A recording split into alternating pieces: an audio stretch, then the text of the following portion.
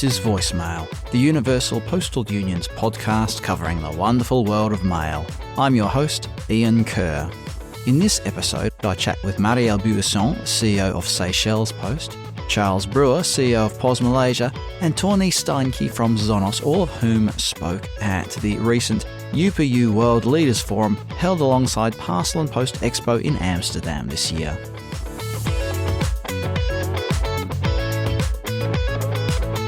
I'm joined by Tawnee Steinke. Tawnee is the head of Global Strategic Partnerships at Zonos. Tawnee, welcome to the UPU Voice Mail podcast. We're going to cover a little bit about cross-border e-commerce and the future of cross-border e-commerce, cross-border logistics. Can you share a little bit about what you think are the main innovations that are going to shape cross-border logistics over the coming years? Yeah. Hey, Ian. Thanks for having me on today. 5 to 10 years is a long time. So I think a lot of changes could happen, but I'll stick to 3 that I think will make a difference. Starting with 1 is data. This is so important right now. And I think it's one of the biggest challenges that posts have today, but it's only going to continue to get harder. Government regulations are going to continue to change, different tax schemes. So having the right data on any package, we want to know what's inside of it with HS codes, descriptions, things like that. I think that's going to continue to get harder. What will change it is going to be the AI tools that are out there. This is something that for a logistic company to stay ahead of the game, they really need to start looking at their technology and ways that they can use AI to help know what the package is from the beginning all the way to the end. So I think that's going to make some big changes. AI is going to change the logistics world as well. The second thing I would say is really just building an e-commerce ecosystem. I think in the past, it's been you have a package, you ship it with an express carrier, and it goes. Well, then when COVID hit, it really gave way for a lot of consolidators to come in and change how shipping happens. And I think that's going to be so important. I know for our merchants, they're really looking at diversifying their supply chain. And so picking tech-driven, carrier-agnostic companies that use partners to help enhance their network is going to help a post be more competitive. And it's really going to be the future of logistics. I think of diversifying and getting creative with that supply chain. My third thing is customer experience is going to continue to drive what we do in the future. I'm a tough customer. I know that. So I don't make it easier for anyone going forward. And we're going to continue to get more demanding. A year ago, or a few years ago, actually, I was okay with shipping taking a few days and paying for it. Now I expect I'm not going to pay for it and it comes tomorrow. What will I expect in 5 years? And so I think customer experience and driving towards this is what brands care about, and this is what logistics needs to start focusing on as well. Let's talk about partnerships then. How does Zonos work with postal operators in particular and other partners to achieve an efficient and balanced and sustainable e-commerce ecosystem? Yeah, Zonos is the connection between, and we do this through technology, but connecting the post with these e-commerce merchants. So we've been working with e-commerce merchants for over 15 years. And I mentioned customer experience. That has been our complete focus from the time a shopper gets onto a website all the way till the package is delivered. We want to make sure that they have that really easy buying experience. But we've been able to enhance that for the post in getting the data clean and accurate from the beginning to the end. Helps it clear customs faster, helps them also with the low tax schemes that continue to be introduced by the different countries. But then also helping with that delivery experience. Zonos is big on duties and taxes being prepaid. We have different solutions where we collect that ahead of time from the customers they're checking out. But we also, for the post, have solutions that we can check as soon as it clears customs and we know the duty and tax amount. We can get that from the consignee as soon as possible. So being able to have the payment happen from beginning to end and sooner in the process will help with delivery times. And that's really what we're helping the post to do. I talked about them having to get creative and use partners to be successful in logistics. And that does start with the DDP option. They need to start collecting it and knowing what that amount is. This is what customers have been wanting, and it's getting more and more popular. I think we'll continue to see that grow. So the key point that I've taken out of that as well is you're trying to get away from the current system that some posts have where the postie at the doorstep has to collect money from the recipient. It's not great customer experience, is it? No, not at all. I can't imagine having to pay that at my doorstep. So we don't want to put customers through that.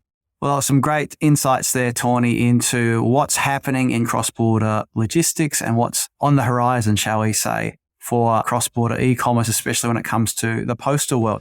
Tawnee Steinke, Head of Global Strategic Partnerships at Zonos. Thanks for joining us today. Thank you. I'm joined by Charles Brewer, CEO of Pos Malaysia, the Malaysian postal operator. Charles, welcome to Voicemail. Let's talk about sustainability in the postal sector. What are some of the main innovations that, from your perspective, can help the postal sector achieve net zero or as close to that as we can get? Yeah, it's tough, but there are a lot of things coming and a lot of things. I'm good to see you, by the way, Ian, and you're looking fantastic, if I may say so.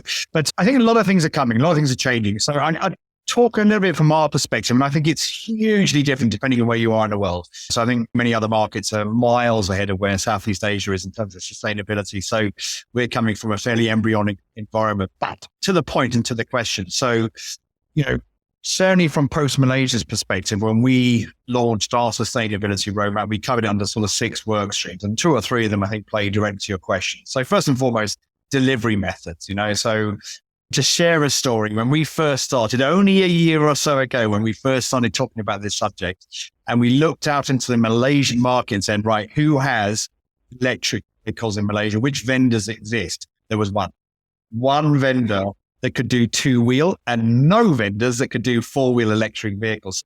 And just in that 12 months, the scenario here has changed beyond recognition. There are now multiple vendors providing 2-wheel, multiple vendors providing 4-wheel, and to your point, many other sort of alternative delivery methods coming down the track, whether that be cargo bikes. I know they've been around a while, so you can hardly argue that they're innovative in some respects, but from a Malaysia perspective, they're hugely innovative. 3-wheelers, Singpost, for example, have been using 3-wheelers for about the last 12 or 18 months, but in Malaysia, they don't exist, and they haven't even been approved by the road agency just yet. So I think number one is in terms of delivery methods, huge change coming in Malaysia for all of us. And I'm really proud and super proud that Pos Malaysia has taken the lead, both on what you would call traditional 2- and 4-wheel EVs, but also looking at sort of 3-wheel and 4-wheel cargo bikes. Clever on in terms of their wonderful autonomous electric vehicle. That'll be here hopefully fairly soon too. So I think there are a number of different methods that are going to come down the track for places like Southeast Asia and Malaysia over the next 12, 18 months. And that's good things for everybody concerned. Our second work stream is around optimizing the delivery network. So again, not necessarily so innovative for some countries. Telematics and things like that have been, and route orchestration have been around for a while, but it was not so long ago, 5, 6, 7 years ago. There were maybe 1 or 2 vendors. Now there are 50 to 100 vendors. And that technology being used in Malaysia and in Southeast Asia to create highly efficient and safe, which is the other big piece of telematics, which most people miss. It's not just about having an environmentally better footprint. It's about having a safer route in the first place. So things like telematics are changing significantly, even in terms of the functionality and what they do. It's interesting that you mentioned a number of vendors that are able to offer the electric vehicles. Do you think that Pos Malaysia's interest helped stimulate the market in general, and therefore other carriers are going to benefit as a result? Yeah, definitely. 100%. And I'm okay with that. I'm very pleased about that. We talk about it quite often, and we have a fantastic relationship with the government and the ministry that looks after us and the regulator. And we've talked about it often that countries like Malaysia, and there are many others besides, I hasten to add, many first world markets, but they're crying out for lighthouse examples, companies that the government and others can turn to and say, they did it, you can too. So yeah, like I said, we're super proud. I'm super proud of the work that our sustainability team have done. But I think for the wider good, I think many other companies will follow, which is really cool. And it's interesting when, again, not to tell our story too much, but a year and a half ago when we started this, and I asked a very large consulting house who was presenting to us and many others on sustainability, I asked them, who is the lighthouse? Who is the go-to company in Malaysia for us to look at around things like solar panels or building energy management systems or waste, all the other activities that we haven't talked about? But where do I go and have that conversation to learn from them? And they said, They don't exist, not in Malaysia. And so, like I said, I think it's a really good thing for us, but it's a really good thing for the government and others to be able to say, okay, look, Pos Malaysia with 6,000 two-wheel vehicles and another 3,000 four-wheel vehicles, another 200 trucks are heading down this route, 600 buildings with solar panels on it, et cetera, et cetera. I think it's great for them to use as a poster child for other companies to follow. And again, I'm really keen and proud about that. Now, you just said this idea of they did it, we can too. And there's always a but associated with that, isn't there? And the but is, how do we pay for it? And given that there are straitened financial circumstances for some postal operators, how can they take some steps down this road towards, whether it's just reducing emissions or even a more ambitious target, and not have to have their hand out to government or break the piggy bank? Yeah, so in Pos Malaysia, and again, not unlike others, has its fiscal challenges. And when I first walked into the boardroom and in front of my CFO even and talked about our sustainability plans, they looked at me with their head slightly crooked over to the right saying, are you sure? Because by definition, it has connotations of this and it costs us a lot of money. Now, normally I would say that's probably correct, but I think it's really important. And I was speaking to Portugal Post about this when I was at the Post and Parcel Forum, to the CEO and to others who were asking about our journey. I think there are ways that you can skin the cat, and we're really lucky. So whilst there are not so many vendors, or there weren't so many vendors, now there are more. If you ask the question, hey, how can I turn this CapEx problem into an OpEx opportunity? From our experience, the answer is yes. And at the time I was thinking, this is really fantastic. We've taken what would be a really big cash flow fiscal challenge and turned it into a real opportunity and at a lower cost than ICE vehicles. But when I first asked the question, I wasn't anticipating that we would get that sort of response. But if you think about it, many of these companies that we're talking to in telematics or vehicles or solar panels or waste management systems or BEM systems or whatever else are startups themselves, or 2 or 3rd year startups. And they're looking also for poster childs to be able to tell their story to others. So having Pos Malaysia on your books as they took 6,000 bikes or 3,000 vans or 600 buildings with solar panels helps their story and narrative too. So ask the right question, find the right vendors, find the right partners, people that have the same sort of purpose as yourselves, trying to do the same thing as yourself, and ask them the difficult question about making an OpEx solution at the right price. And you'll probably be surprised at the response you get. Now, we've talked about the post, we've talked about suppliers, we've talked about even government and regulators. What about customers and even end consumers? What's their response been to Pos Malaysia's push in this regard, especially if it sounds like you're a bit of a groundbreaker in the Malaysian market? What's their response been? Good. I mean, the short version is really, really positive. And I'll give you 2 stories to illustrate it. One internal, one external. I was in Malacca, which is a heritage city, 2 weeks ago. And we just started delivering our first 4-wheel EV. So we have 2-wheel EVs in the market already. And we just started rolling out our 4-wheel EVs. And I was down in Malacca, which is a great city, one of my favorite in Malaysia. But I was talking to the head of operations there. And as I was standing there, 3 couriers and 2 postmen ran over and said, when do I get mine? And it's really fascinating. And I was telling this to somebody else the other day. When we first started doing this, just like my CFO and just like my board, even our employees were saying, hold on, Charles, is this really a good thing to do? And I got lots and lots of questions at town halls around the cost of the units. Will they go up hills? Will they go down hills? Will they go through rain, floods, puddles, and whatever else? But now, because we're 3-4 months in and people are talking about it, they absolutely love it. So internally, the heart and mind is one. For the most, I'm sure there's a few laggards out there, but generally speaking, I think that's one. To your question, though, externally, and this is equally as pleasing, if not more pleasing in some respects, customers and Malaysians will stop my postmen and couriers who are delivering in these electric vehicles on the road to take selfies with. Selfies are a huge thing in Malaysia. So they take selfies with the vehicles and post them on Facebook and Instagram and LinkedIn and other places. So I see lots and lots of images.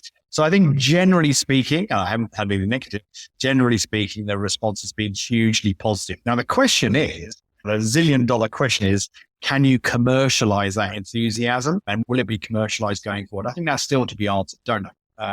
We'll work through that over the next few months and years, but that's kind of not why we're doing it in the first place. But lots of chatter about whether you can charge more for a clean and green delivery as opposed to a traditional, but we'll cross that bridge in time to come, I'm sure. Well, it is a very important issue for our sector, and it's great to hear that Pos Malaysia is taking steps to be a good corporate citizen and help the environment. Charles Brewer, CEO at Pos Malaysia, thank you very much for joining us on the UPU Voice Mail podcast today. Thanks, Ian. Take care. I'm here with Mariella Buisson, the CEO of Seychelles Post. Welcome to the floor of Parcel and Post Expo. Can you just share a little bit with us about how technology and innovation can help postal operators diversify their portfolio of services? Well, thank you for having me. Seychelles, as a very small post, is currently working to diversify its services and obviously adopting a lot of technology in order to do this. And I think postal operators, no matter what size they are, need to have technology in order to move forward. And we use the technology at the moment to connect our in-house systems and also connect with outside partners through API connectivity. A lot of the technology we're installing also involves very basic things like a new website, interactive website where customers can log in, see all their parcels, all their items, track and trace, and also where they can pay their bills online and actually in future connect to government services. Tell us a bit about public-private partnerships. How is Seychelles Post leveraging private-public partnerships to become more of a one-stop shop for customers? Well, Seychelles Post is taken the opportunities presented by the UPU to work with the Consultative Committee. So we are in partnership with quite a few of the members involved, and we're using them to launch digital stamps, to increase our e-commerce volume, and also to do direct-to-consumer marketing. Mariella Buisson, CEO of Seychelles Post, thank you very much for joining us today. Thank you very much. Thank you. You've been listening to Voicemail, the official podcast of the Universal Postal Union. Subscribe to the podcast on your favourite podcast platform and you'll get each episode downloaded to the device of your choosing as it's released. My thanks to the team at the UPU for their help putting together this episode. I'm your host, Ian Kerr, and I look forward to your company next time on Voicemail, the podcast of the UPU.